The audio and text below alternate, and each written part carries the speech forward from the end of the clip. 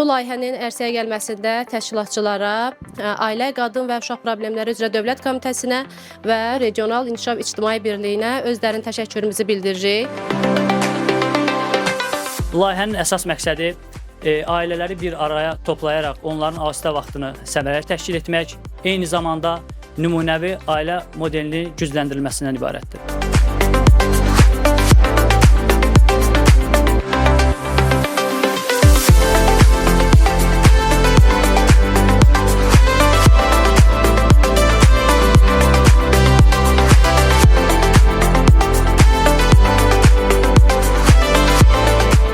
Burada Xankəndi.